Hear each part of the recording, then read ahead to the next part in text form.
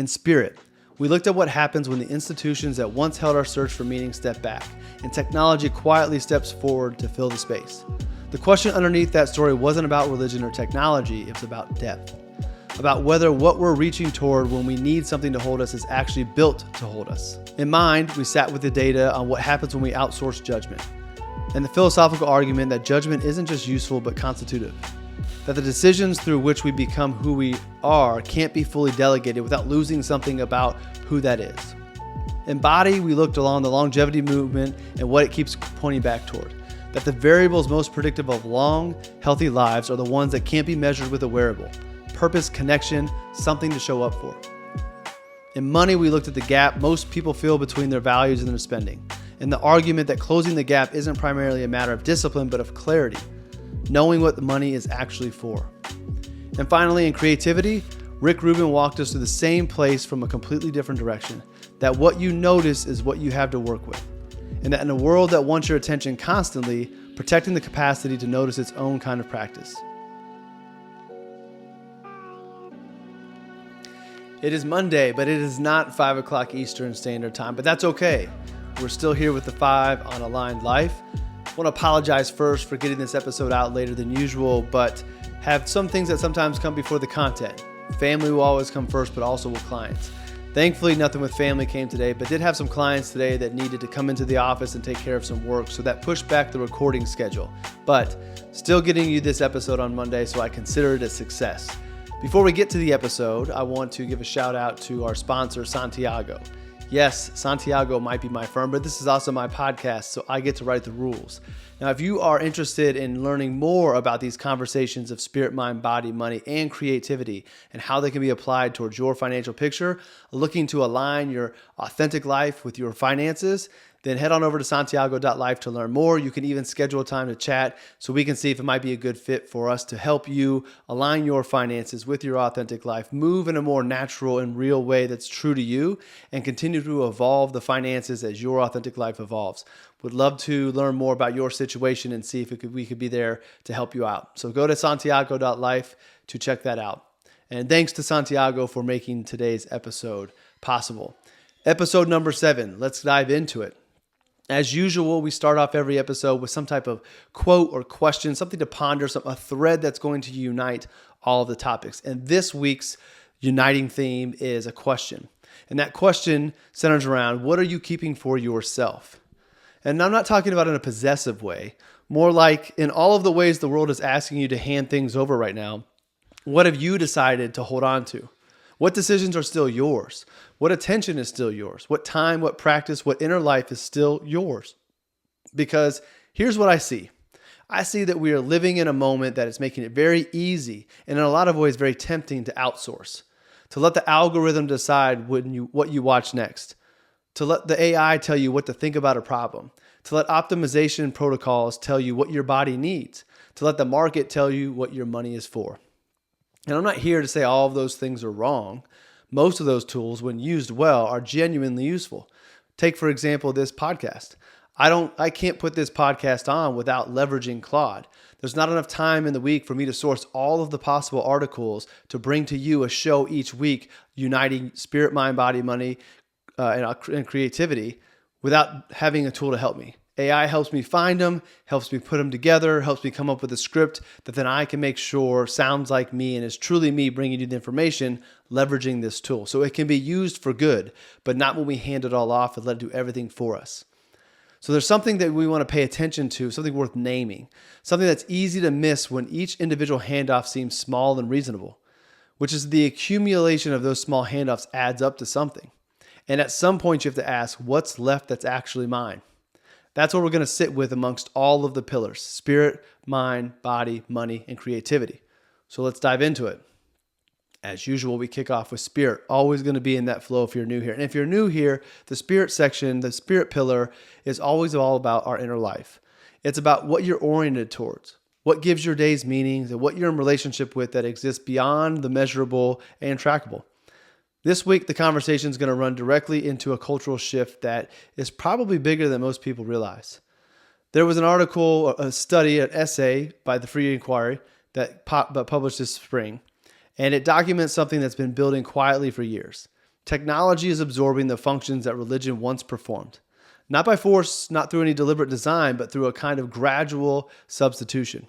Algorithms shape what questions we think to ask. AI provides counsel when we feel lost or uncertain. Online communities offer a sense of connection without requiring theology. And for younger generations in particular, the piece argues technology isn't a tool, it's a habitat. Meaning is increasingly being sourced from function rather than faith, from inquiry rather than inheritance. And to dive deeper, sociologist Christian Smith spent decades studying American religious life. In 2025, he wrote a book called Why Religion Went Obsolete: The Demise of Traditional Faith in America. Not only does the title make a claim that's worth sitting with carefully, but the whole subject matter of the book does. It says traditional religion hasn't simply declined in numbers, it's become culturally obsolete, which is a very strong statement. Decline suggests something losing ground. Obsolescence suggests something that no longer fits the shape of the world it used to inhabit. And that makes me think of a Substack I shared in the weekly note maybe a month or two back that talked about how younger individuals are not finding the promises that the American dream has always provided, or at least those promises are no longer being upheld. So it has them questioning the system, kind of what this is describing here. Now, Smith's sharpest observation isn't about belief or attendance, it's about ritual. He argues that religious institutions, particularly in America, largely abandoned their ritual resource for grappling with suffering. They stopped offering frameworks for what to do when life breaks down, when you lose someone, when you fail badly, when you can't make sense of the world. Instead, they drifted towards reinforcing social morality, towards being uplifting, towards being nice. And it's exactly the capacity to hold difficulty, to sit with it, to give it form and meaning that younger generations are desperate for in a world that keeps feeling more chaotic and less legible. What's telling is that young people haven't stopped searching.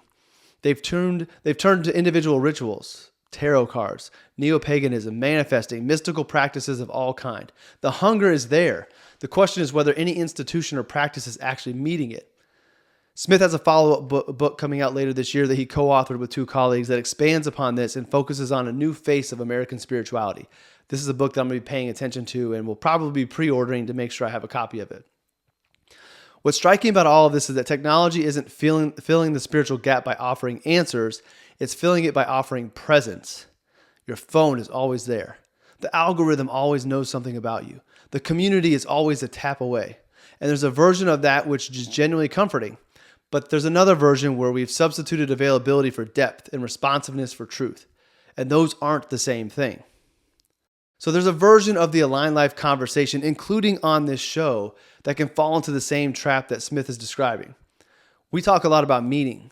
We talk a lot about values, about what matters, about how to live with intention. But there's a difference between consuming content about meaning and actually having a practice that holds you when things go wrong. Because the real test of spiritual practice isn't how it feels when life is working, it's what it gives you when it isn't. Now, I'm curious what you think constitutes a real spiritual practice versus spiritual content. No judgment, and I consume plenty of content myself, but I think it's a distinction worth making. Are we building something, or are we just reading about building? And this ties into my belief in the alignment of spirit, mind, body, money, and we throw creativity in there. The spirit part, it doesn't matter, to me, I don't believe, what your practice is. It's that you have the practice that helps you discover these things that the article mentioned. How you practice it doesn't matter, but it's the key is that you are practicing, not just reading about it. Not falling victim to think that just because you read about something, that means you have some sort of practice. You actually have to put it into a practice. You actually have to do it. And so I think that this is a great way to kick this off of what are we holding on to, or what are we giving up to AI and technology. All right, let's go into mind. The outsourced mind is what we're calling this section. And again, this will probably be one of the last times I break down each section and what it's about. But for those that are new, because the numbers are slowly ticking up, thank you for all who are new, and thank you for all who are returning. The mind is the pillar where we look at how we think, what we believe, and how we're processing the world. And this week, there's a story that is maybe a very important conversation that's happening right now, and I don't think it's getting enough airtime. So a survey conducted in late 2025 of 200 C-suite leaders in the UK found that 62% of people report using AI to make the majority of their decisions. That number is pretty striking. But the more revealing finding is this: 70% of those same leaders admit they second guess their own judgment when it conflicts with what the AI recommends. A separate 2025 research study found a significant negative correlation between frequent AI tool usage and critical thinking ability, an effect researchers are attributing to cognitive offloading. The Atlantic has begun referring to people who outsource their thinking to AI as LLMings. The term is glib, but the underlying observation isn't. Another 2025 academic paper, The Outsourcing of Agency, How Reliance on AI May Lead to the Delegation of Human Decision-Making, engages directly with the philosophical question underlying that data, and it's worth paying attention to. The paper's central argument draws on an existentialist philosophy to make a point that's both simple and serious. Genuine autonomy requires the capacity to deliberate, choose, and act on your own values. That capacity isn't just instrumental, it isn't just useful, it represents what it means to be a person with a self. And if you systematically delegate that capacity to an external system, you don't just lose efficiency when the system is wrong, you lose something about who you are. The comparison that usually comes up in this conversation is the calculator. We offloaded mental arithmetic to calculators decades ago, and nobody argues we became less human as a result. But the paper, which I think is right, argues that the scope here is categorically different. What's being offloaded now isn't arithmetic, it's judgment. It's the assessment of risk, the weighing of values, the decision about what matters. Those aren't calculations, they're the acts of which a person becomes who they are. There's also a subtler problem. The paper notes that AI systems learn from historical data, which means they're drawing on what has been, not what could be. When you outsource judgment to a system trained on the past, you're also, in a quiet way, outsourcing your future to it. The system can tell you what has been optimized before. It can't tell you what you actually want your life to become. The Deloitte 2026 Global Human Capital Trends work picks up a related thread: the distinction between using AI to improve the speed and quality of decisions while keeping humans in charge of the why, versus using AI as a replacement for the why altogether.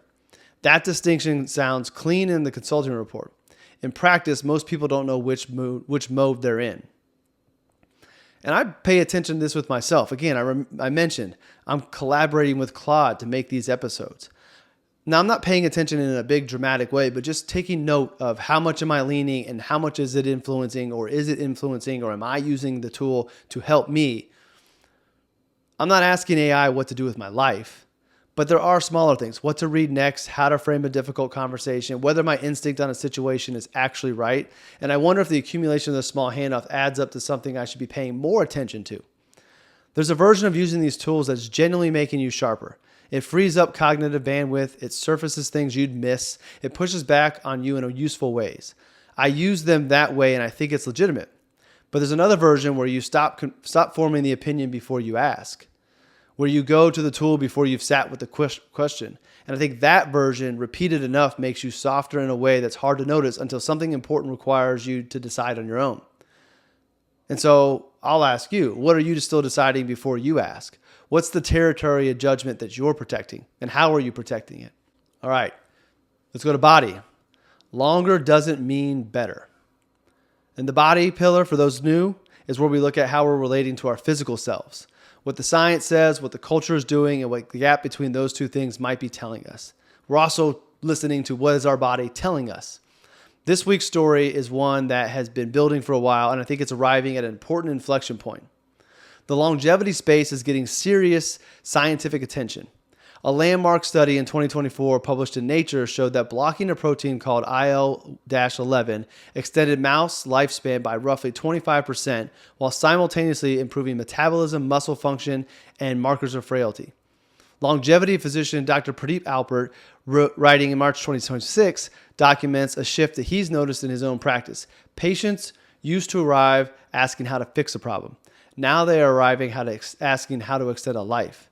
The question of health span, how many of those years are actually good years versus lifespan, how many of the years are there total, is becoming the central tension in this conversation. So quality versus quantity. There's an old argument that first appeared in the medical literature in the 1980s that's suddenly worth reintroducing and paying attention to. The difference between adding life to years versus adding years to life.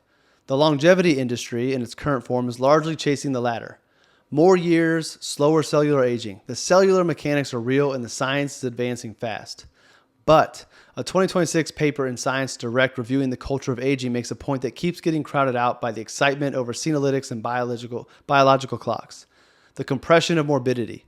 The idea that you can push decline into a narrow window at the very end of a long life is happening unevenly. And more importantly, the research on what actually predicts healthy aging keeps pointing in a direction that the longevity industry doesn't have a supplement for. A large meta-analysis published in recent years confirmed that social isolation carries a mortality risk comparable to established clinical risk factors, the kind of risk factors that get tracked and treated aggressively. Loneliness is as dangerous as smoking by some measures. The research on purpose is similar.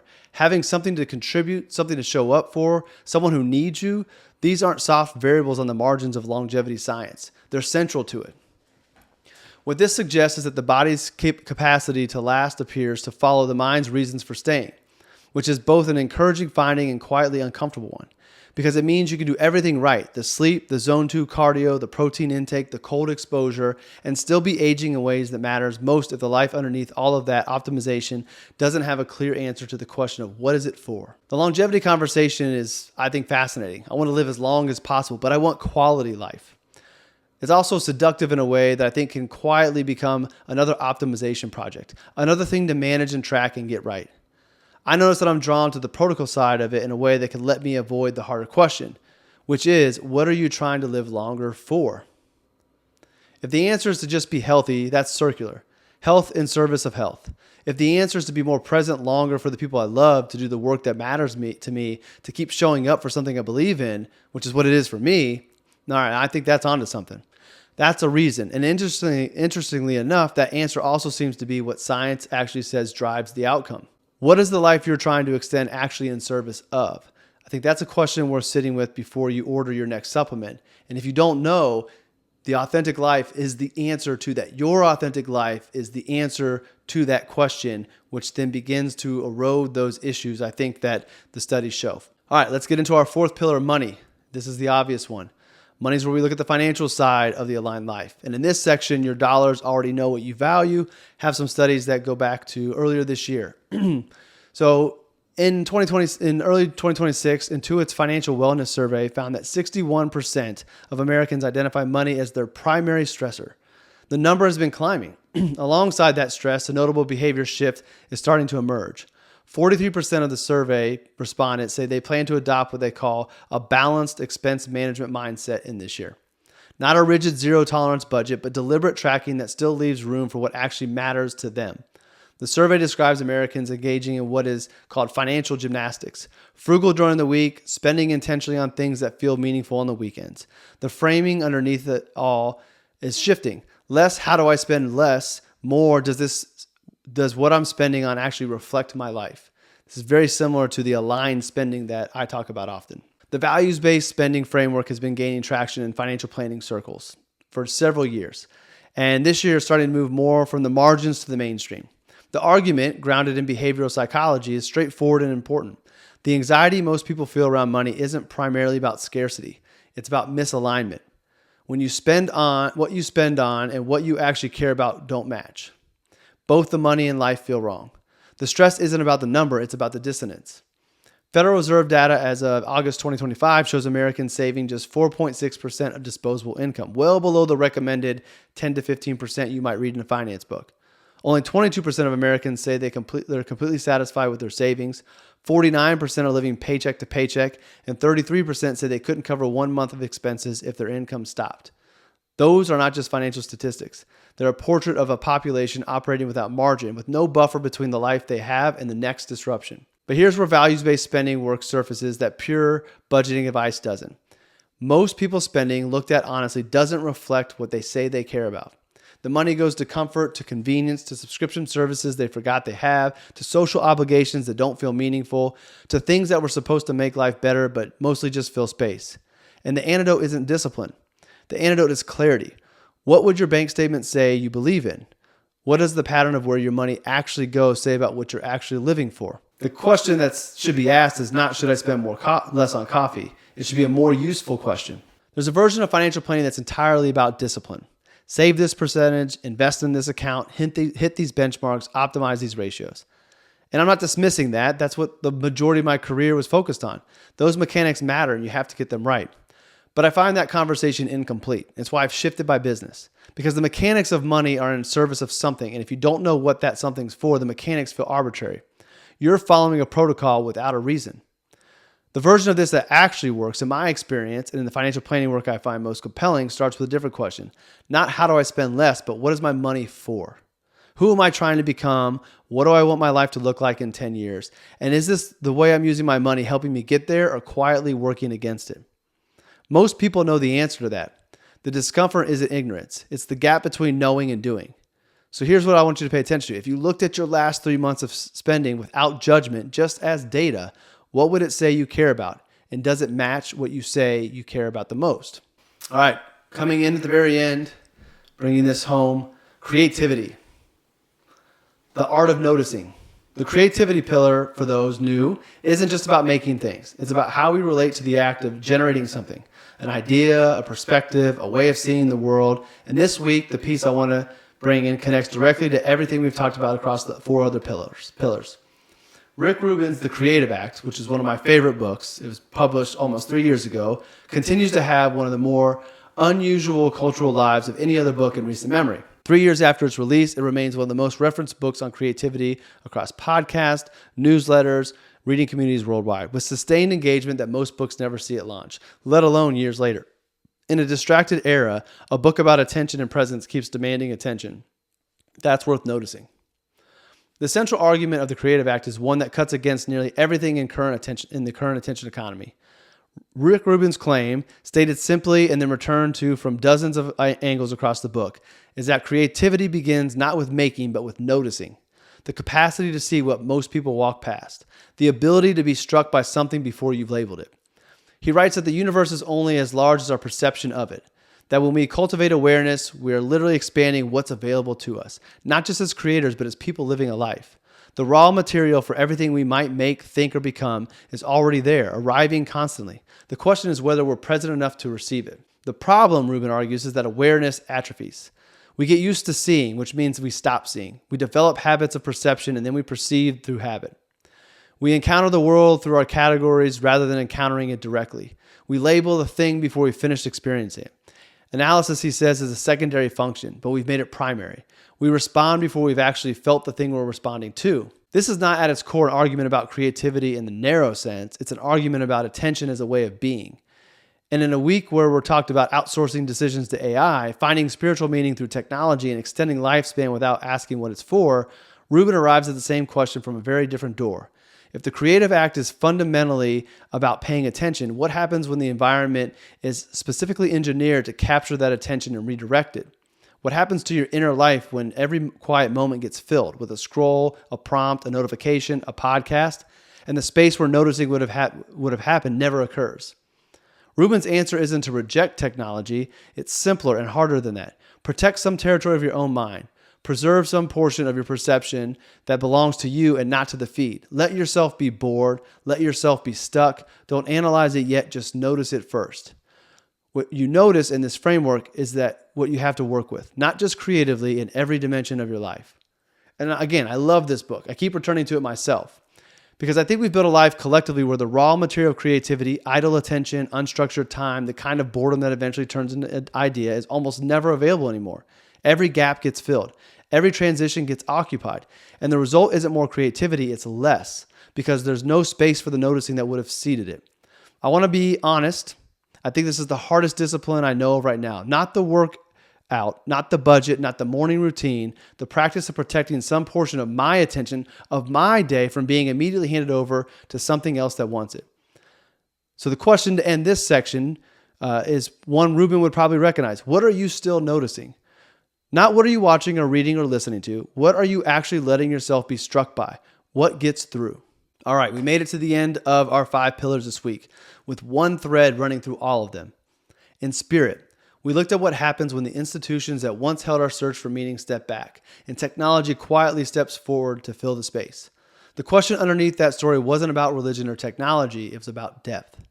About whether what we're reaching toward when we need something to hold us is actually built to hold us. In mind, we sat with the data on what happens when we outsource judgment, and the philosophical argument that judgment isn't just useful but constitutive.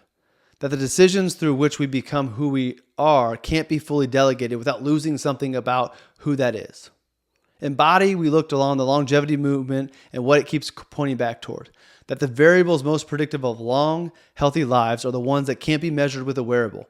Purpose, connection, something to show up for. In money, we looked at the gap most people feel between their values and their spending, and the argument that closing the gap isn't primarily a matter of discipline, but of clarity, knowing what the money is actually for. And finally, in creativity, Rick Rubin walked us to the same place from a completely different direction, that what you notice is what you have to work with, and that in a world that wants your attention constantly, protecting the capacity to notice its own kind of practice. The question to leave you with, one that's been through this whole episode, isn't a call to action, it's an honest inquiry. In all the ways the world is asking you to hand things over right now, your decisions, your attention, your spiritual life, your sense of what your body and money are for, what are you still keeping? That question doesn't have to have a clean answer, but I think the quality of the life you're building depends in part on whether you're asking it. All right, thanks for joining me in episode 7 of The 5. I'll be back next week. I look forward to recording another one. I will see you then. Until then, keep pursuing.